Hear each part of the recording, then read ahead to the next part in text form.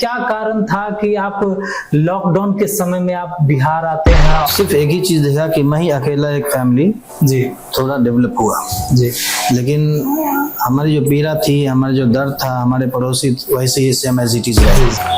स्वास्थ्य को लेकर के तराई हो रहे हैं जी हॉस्पिटल बड़े बन रहे हैं, उसमें सिस्टम सही नहीं है जी और अपने लोगों के बीच में रह करके यहाँ जो भी मुमकिन कोशिश होगा मैं उनकी हेल्प करूंगा।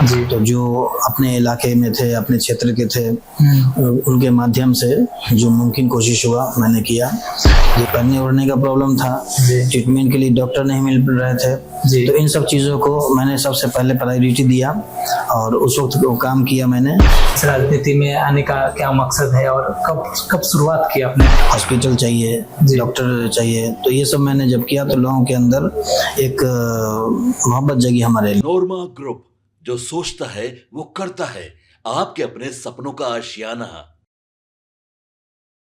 नमस्कार, आप देख रहे हैं भारत लाइव और यह है हमारा खास कार्यक्रम जिसमें खास बातचीत होने वाली है। और ये जो हमारे बगल में शख्स बैठे हैं इनका नाम है मसीहत जमाजी, जो बिहार के नहीं बाहर में रहते थे, सऊदी में रहते थे और उसके बाद कुछ साल पहले वो भारत आए और बिहार के लोगों को देखें और देखने के बाद उनको एहसास हुआ कि वो बिहार के लोगों के लिए कुछ करें। तो इनका एक अपना एक मकसद बन चुका था कि कुछ बिहार के लोगों को करना है और कुछ बिहार के लिए करना है। इनसे जानने की कोशिश करेंगे कि आखिर जो ये रहते थे, बाहर में रहते थे, विदेश में रहते थे और अच्छे जगह पे रहते थे, आखिर वो बिहार में क्यों आया और बिहार के राजनीति में क्यों पढ़ना चाहते हैं। तो सबसे पहले तो हमारे चैनल में आपका स्वागत है। नमस्कार जी, सबसे पहला जो प्रश्न है, जैसे कि आप सऊदी में रहते थे और वहाँ का वातावरण माहौल बहुत खुशनुमा था, आप पूरे परिवार के साथ वहाँ रहते थे, सब सही चल रहा था, फिर क्या कारण था कि आप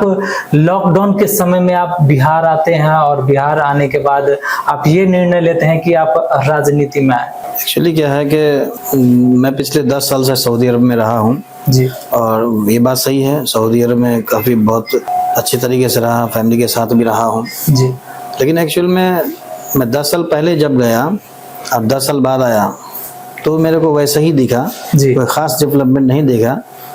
सिर्फ एक ही चीज़ देखा कि मैं ही अकेला एक फैमिली जी थोड़ा डेवलप हुआ जी लेकिन हमारी जो पीड़ा थी, हमारा जो दर्द था, हमारे पड़ोसी वैसे ही सेम एज इट इज रहे। उसमें कोई बदलाव, कोई चेंजिंग नहीं आई। एजुकेशन का माहौल, एजुकेशन का सिस्टम बिल्कुल बिगड़ा हुआ तब भी था, आज भी है, और करप्शन तब भी चरम पे था, आज भी वैसा ही है जी। हेल्थ स्वास्थ्य का सिस्टम वो भी वैसा ही था, आज भी वैसा ही है। आज भी लोग स्वास्थ्य को लेकर के तराई हो रहे हैं, हॉस्पिटल बड़े बन रहे हैं, उसमें सिस्टम सही नहीं है जी। तो मैंने उसको देखा तो मेरे को महसूस हुआ कि अब यहाँ पे रहने के बजाय अपने देश में जाना, अपने बिहार में जाना और अपने लोगों के बीच में रह करके उनके साथ उनके दुख दर्द के साथ मिल करके रह करके उनके जो मुमकिन कोशिश होगा वो किया, सोल्यूशन दिया जाएगा जी। तो उसके बाद मैं प्लान किया 2020 में जी। तो 2020 में तो कोरोना का टाइम था, जिसकी वजह से मैं कोरोना के वक्त में फ्लाइट बंद थी, उस वक्त मैंने प्लान किया और जब से फ्लाइट खुली तो मैं आया यहाँ और आकर के मैं जनता के बीच में, अपने गांव लोगों के बीच में बैठ करके मशवरा किया, देखा, स्थिति को देखा, तो मेरे को महसूस हुआ कि मेरे को अब जाना नहीं चाहिए और अपने लोगों के बीच में रह करके यहाँ जो भी मुमकिन कोशिश होगा मैं उनकी हेल्प करूँगा और एक प्लेटफॉर्म बनाऊँगा और सोशल वर्क करूँगा। जैसे कि आपने कोरोना काल का बात किया है, तो कोरोना काल में जहाँ तक हमें मालूम है आप कोरोना काल में वहाँ पे थे और वहाँ से बिहार के लोगों के लिए बहुत कुछ किया था, तो वो जानना चाहते हैं कि आपने ऐसा क्या क्या किया तो मतलब यहाँ के लोगों को सहूलत मिली। देखिए, ये तो बताना मुमकिन नहीं है कि मैं क्या क्या किया, जो हमसे मुमकिन कोशिश हुआ वो मैंने किया, इसलिए कि कोरोना में वहाँ से मैं आ नहीं सकता था। मेरी तो बहुत मतलब दिल था आने का, फ्लाइट बंद होने की वजह से मैं लोगों की बहुत ज़्यादा मदद नहीं कर सका। जो हमारे कुली साथी थे, मैं था जी, तो जो अपने इलाके में थे, अपने क्षेत्र के थे, उनके माध्यम से जो मुमकिन कोशिश हुआ मैंने किया। जैसे फ्लाइट स्टार्ट हुआ तो सबसे फर्स्ट फ्लाइट लेकर के मैं आया, फर्स्ट प्रायोरिटी में ही आया जी। उसके बाद सबसे पहले आकर के मैंने एक छोटा सा ओपीडी डाला, और जो आज भी हमारा ओपीडी मुजफ्फरपुर में चल रहा है जी। और आज भी फ्री ऑफ कॉस्ट है, हमारे पास कंसल्टेंसी फी आज भी नहीं है, और दवा भी उस वक्त हमने मुफ्त दिया है लोगों को। और मतलब उस वक्त जो कोरोना काल में ज़्यादा इम्पोर्टेंट था लोगों की सबसे पहले जान बचाना। जी बिल्कुल। तो उस वक्त जान बचाना, वो खाने पीने की प्रॉब्लम थी जी, पहनने ओढ़ने का प्रॉब्लम था जी, ट्रीटमेंट के लिए डॉक्टर नहीं मिल रहे थे जी। तो इन सब चीज़ों को मैंने सबसे पहले प्रायोरिटी दिया और उस वक्त वो काम किया मैंने। और फिर उसके बाद मेरे को जाने का मतलब दिल नहीं किया, मैं लोगों के बीच में रहा। लोगों ने कहा कि आप अपने स्तर से जो किया है अब थोड़ा आप पैमाना अपना बढ़ाइए, और लोग काफ़ी हमसे जुड़े और आज भी हैं हमारे साथ जुड़े हुए हैं, लोग काम कर रहे हैं इस पे। तो जैसे कि आपने बताया कि आपने कोरोना काल में लोगों की, बिहार के लोगों की मदद की, और अभी तो आप नहीं बता सकते हैं, मतलब आपने बताना नहीं चाहते कि आपने क्या क्या मदद किया, पर जो आपने मदद किया उसके बदले जो यहाँ के लोग हैं वो क्या, कैसे रिटर्न गिफ्ट आपको दे रहे हैं, और क्या मतलब इस राजनीति में आने का क्या मकसद है, और कब शुरुआत की आपने इस राजनीति? 2020 में जब मैं आया था जी, तो उस वक्त सबसे पहले मैं जो हालत देखा अपने साथियों की, अपने पड़ोसियों की, उस वक्त मेरे को जो सही लगा, जैसे हॉस्पिटल चाहिए, डॉक्टर चाहिए, तो ये सब मैंने जब किया तो लोगों के अंदर एक मोहब्बत जगी हमारे लिए जी। उन्होंने कहा कि अभी अपने हैसियत के मुताबिक आपने जो किया है वो बहुत बेहतर रहा है, तो अब आप क्यों अपनी हैसियत को क्यों नहीं बढ़ाना चाहेंगे जी। उन लोग की रिक्वेस्ट पर मैंने प्लान किया कि ठीक, उन लोगों ने रिक्वेस्ट किया कि आप विधायक का इलेक्शन क्यों नहीं लड़ते, आप लड़ें, हम आपको सपोर्ट करेंगे और सरकार के साथ मिलके हमारी मदद करें आप, और एक प्लेटफॉर्म बनाएं अपना, और सरकार के साथ मिल करके हमारे सपोर्ट करें ताकि हम और शिक्षित हों, या फिर स्वास्थ्य से रिलेटेड हो, उसका प्रॉब्लम हल हो, या फिर बहुत सारी परेशानियां हैं, आपको तो सारी चीज़ें मालूम ही है बिहार की स्थिति को लेकर के। तो मैंने बोला ठीक है, फिर मैंने प्लान किया, वहीं 2021 से समझिए कि मैंने राजनीति की शुरुआत की जी। उसी दिन टाइम से मैंने प्लान किया जी।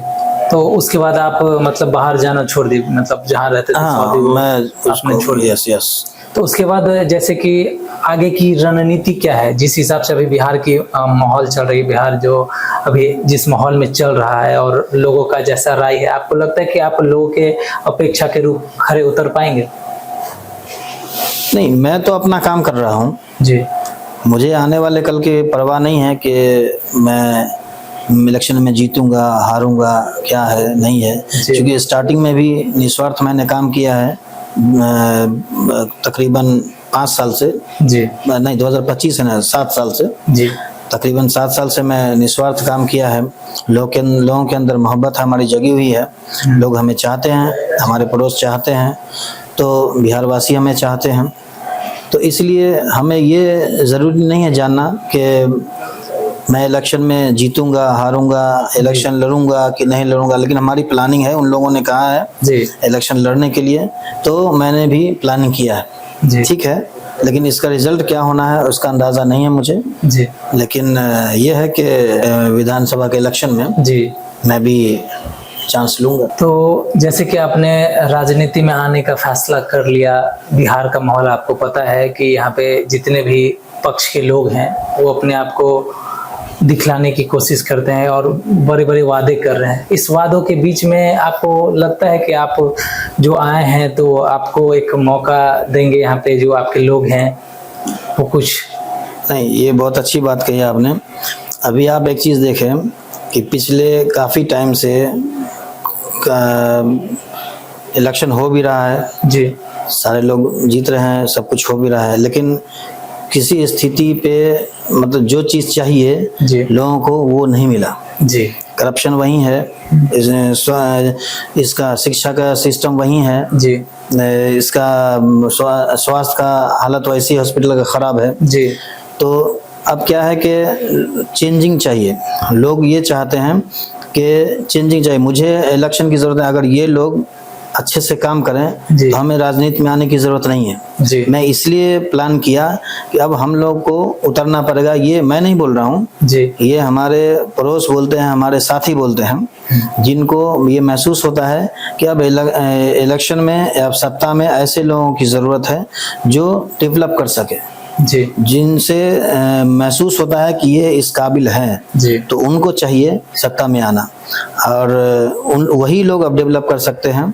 आप पिछले जो भी टाइम से जो भी इलेक्शन लड़ रहे हैं, जी। मैं तो 15 साल से देख रहा हूँ, जैसा जानता हूँ कोई खास चेंजिंग नहीं है। जी। तो अब जब तक ऐसे लोग आएंगे नहीं, एजुकेटेड लोग आएंगे नहीं सत्ता में, इसका देश का, हमारे बिहार का कुछ नहीं होना है। बिहार का स्थिति, इस एजुकेशन सिस्टम जो है आखिरी पोजीशन पे है। जी। और इसको बदलना बहुत ज़रूरी है। हमारा 36वां पोजीशन है, 36 राज्य है हमारे इंडिया में। जी। 36 राज्य में 36वां पोजीशन है। जी। आप इसी से अंदाज़ा लगा लीजिए कि हमारे बिहार की स्थिति, एजुकेशन सिस्टम कितना आगे है। जी। इसलिए इसको बदलना ज़रूरी है। ये इसका रिजल्ट आज आपको नहीं दिखेगा, जी। लेकिन शिक्षित जब होंगे, नई जनरेशन शिक्षित होंगे, तो 5 साल 10 साल बाद आपको इसका रिजल्ट दिखेगा। तो जैसे कि आपने बताया कि शिक्षा में कमी है, स्वास्थ्य विभाग में कमी है, तो आपका विजन क्या है? क्या विजन रख के यहाँ पे आप आए हैं और आगे कदम अपना बढ़ा रहे राजनीति में, जो आपके लोग आपको देखे और आपको समझे? देखिए कि सबसे पहले लोगों को चाहिए क्या? जी। डेवलपमेंट। जी। वो एजुकेशन से हो, स्वास्थ्य से हो, करप्शन मुक्त हो, ये सब चीज़ चाहिए उनको।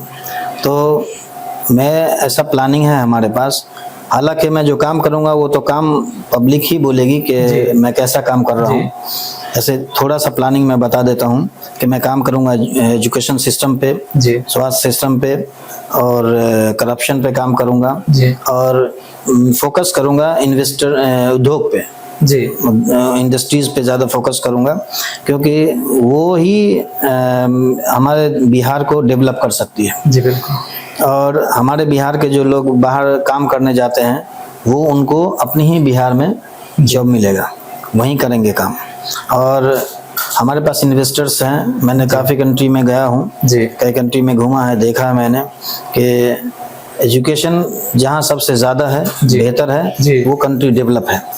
और जहाँ इंडस्ट्रीज ज़्यादा हैं, वो कंट्री डेवलप है। जहाँ कंस्ट्रक्शन चल रहे हैं, इसका मतलब वहाँ डेवलपमेंट हो रहा है। जहाँ कंस्ट्रक्शन बंद है, नहीं चल रहा है, वो कंट्री डेवलप नहीं हो रही है। तो इसलिए मैंने यही प्लान किया है कि आने वाले कल में इन सब चीज़ों पे मैं प्रायोरिटी रखूँगा, और लोगों को इधर उधर जाने की ज़रूरत नहीं पड़ेगी। जो जिस काबिल होंगे, उनको उस स्थिति का जॉब उनको उसी स्टेट में मिलेगा, वो बाहर उनको जाने की ज़रूरत नहीं पड़ेगी। और वहीं काम करेंगे, और आने वाली नस्लें जो होंगी उनको बेहतर एजुकेशन मिलेगा, तो क्यों डेवलप नहीं होगा। तो अभी तो ये मेरा थोड़ा सा प्लान था जो आपके साथ मैंने शेयर किया है। आने वाले कल में फिर मैं आऊँगा आपके पास, अपना पूरा चार्ट लेकर के आऊँगा, और भारत लाइव के माध्यम से फिर मैं लोगों को बताऊँगा कि मैंने क्या क्या प्लानिंग किया हुआ है और क्या क्या आगे डेवलप करना है। और मुझे यकीन है कि आपका सपोर्ट हमें मिलेगा, और मेरे को भी मौका मिलेगा, मैं कुछ करके दिखाने की कोशिश करूँगा। तो जैसे कि आप सभी ने सुना, हमारे नए प्रत्याशी बनने की वो चाह रखते हैं, और वो बिहार को आगे बढ़ाने की कोशिश करने के लिए अपना आगे कदम बढ़ा रहे राजनीति में। अब इनका अगला कदम क्या होगा, वो आने वाले एपिसोड में आप सभी को पता चलेगा। फिलहाल इस खबर में इतना ही। अगर आप हमारे चैनल पर नए हैं तो हमारे चैनल को लाइक करें, सब्सक्राइब करें। तब तक के लिए धन्यवाद।